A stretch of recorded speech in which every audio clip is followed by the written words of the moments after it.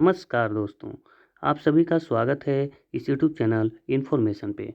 दोस्तों, आपको इस चैनल पर प्रतिदिन की सभी जानकारियाँ 5 से 7 मिनट के अंदर दे दी जाती हैं, जो कि आपके कीमती समय की बचत करता है और आपको पर्याप्त जानकारी भी मिल जाती है। इसलिए आप इस चैनल को सब्सक्राइब कर लें और प्रतिदिन 5 से 7 मिनट देकर पूरी वीडियो अवश्य देखा करें। तो आपका समय हम ना लेते हुए आज का वीडियो स्टार्ट करते हैं। तो चलते हैं, सबसे पहले आज का सुविचार। लोग चाहते हैं तुम आगे निकलो, पर ये नहीं चाहते कि तुम उनसे आगे निकलो। मतलब लोग तुम्हारी सक्सेस तो चाहते हैं, पर ये नहीं चाहते कि तुम उनसे भी ज़्यादा सक्सेसफुल इंसान हो जाओ, क्योंकि हर इंसान के अंदर जलन की भावना होती ही है। ठीक है दोस्तों, तो अब हम आगे चलते हैं। आपके काम की सूचना। एसएससी CHSL 2024 के लिए आवेदन शुरू हो चुका है, जिसका अंतिम तिथि 7 मई तक है। ठीक है दोस्तों, तो आप एसएससी की नया वेबसाइट, ठीक है, नए वेबसाइट पे आप जा कर के वन टाइम रजिस्ट्रेशन कीजिए। उसके बाद एसएससी CHSL 2024 के लिए फार्म भर लीजिए। Railway south eastern central railway apprentice के लिए जो आवेदन भरे जा रहे हैं, उसकी अंतिम तिथि 1/5/2024 तक है। तो आप उसको भी देख लीजिए, अगर आप ITI पास हैं और या फिर साइंस बैकग्राउंड से हैं तो। Delhi subordinate service selection board द्वारा कुछ पदों के लिए आवेदन भरे जा रहे हैं, तो वो भी आप जाके देख सकते हैं। ठीक है दोस्तों, तो महत्वपूर्ण जानकारियाँ देखते हैं आज की क्या हैं। पूरे देश में आज हिंदी नव वर्ष के रूप में मनाया जा रहा है। हिंदी नव वर्ष जो है विक्रम संवत के शुरुआत के दिन मनाया जाता है, जो कि आज ही स्टार्ट हो रही है और ये 2081 स्टार्ट हो रहा है। अलग अलग राज्यों में अलग अलग नाम से ये मनाया जाता है। जैसे गुड़ी पड़वा महाराष्ट्र में मनाया जाता है, विशु के नाम से केरल में मनाया जाता है, नवरेह के नाम से कश्मीर में मनाया जाता है और बैसाखी के नाम से पंजाब में मनाया जाता है।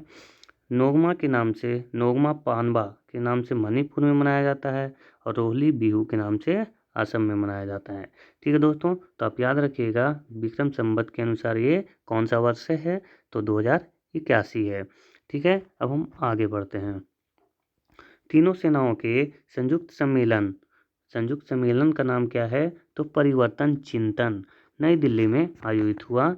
ठीक है, इसका उद्देश्य क्या था, क्यों आयोजित किया गया परिवर्तन चिंतन, तो नई सुधारों तथा नई विचारों पर जोर देने के लिए, ताकि तीनों सेनाओं के बीच तालमेल बेहतर हो सके।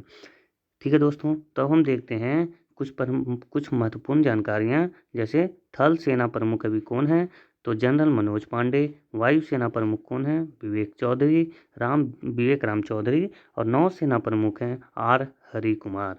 ओके दोस्तों, तो अब हम आगे बढ़ते हैं। स्लोवाकिया के राष्ट्रपति के रूप में पीटर पेलेग्रिनी को चुना गया है। किनको चुना गया, पीटर पेलेग्रिनी को चुना गया। स्लोवाकिया जो है एक यूरोपीय कंट्री है। कौन सा देश है दोस्तों, तो यूरोप महाद्वीप में ये है। जो पीटर पेलेग्रिनी हैं, ये स्लोवाकिया के छठे राष्ट्रपति बनाए गए हैं। और स्लोवाकिया के प्रधानमंत्री कौन है, तो रॉबर्ट फिलो। ये भी बहुत चर्चे में रहते हैं। और यहाँ की राजधानी का क्या नाम है, ब्राटिस्लावा। ठीक है दोस्तों, ब्राटिस्लावा यहाँ का राजधानी है स्लोवाकिया का। आगे चलते हैं। झारखंड स्थित बोकारो स्टील प्लांट में फर्नेस एरिया के गैस पाइप फट जाने से कार्बन मोनोऑक्साइड गैस लीक हो गई है। अब हम कुछ महत्वपूर्ण जानकारी देखते हैं, जो कि हमारे स्टील प्लांट से रिलेटेड हैं। बोकारो स्टील प्लांट झारखंड में स्थित है और ये सोवियत रूस की मदद से बनाया गया था।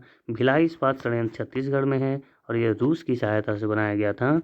दुर्गापुर इस्पात संयंत्र पश्चिम बंगाल में है और ये यूनाइटेड किंगडम के सहयोग से बनाया गया था। रौद किला उड़ीसा में है और ये जर्मनी के सहयोग से बनाया गया था, तो याद रखिएगा इसे भी। ठीक है, आगे चलते हैं। राकेश मोहन को विश्व बैंक के आर्थिक सलाहकार पैनल का सदस्य नियुक्त किया गया है। किसे, राकेश मोहन, जो कि क्या है, एक भारतीय हैं।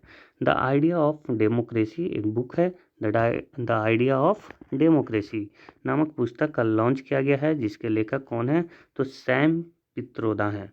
कौन, सैम पित्रोदा। ओके दोस्तों, आगे चलते हैं।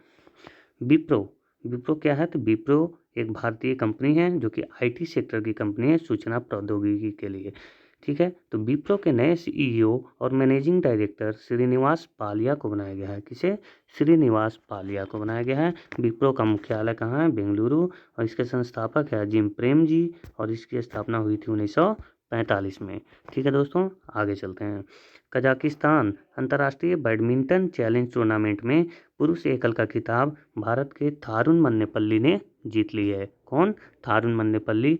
और महिला वर्ग में भी भारत के ही अनुपमा उपाध्याय ने जीत ली है। क्या? तो कजाकिस्तान अंतर्राष्ट्रीय बैडमिंटन चैलेंज टूर्नामेंट। ठीक है दोस्तों, आगे चलते हैं।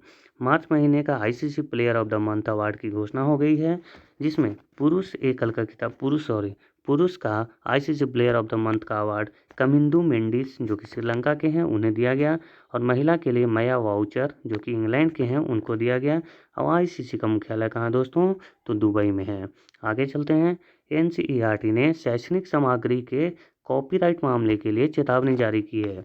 कॉपीराइट क्या होता है दोस्तों? मतलब उनके वेबसाइट से कोई दूसरा जो अन्य व्यक्ति है वो उनका सामग्री चुरा ले रहा है, मतलब उनका वो कॉपी कर रहा है।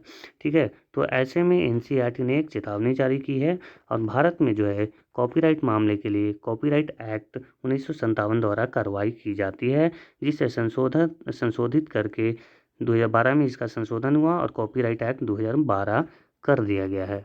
ठीक है दोस्तों, आगे चलते हैं। आज का दिवस है सीआरपीएफ का शौर्य दिवस है।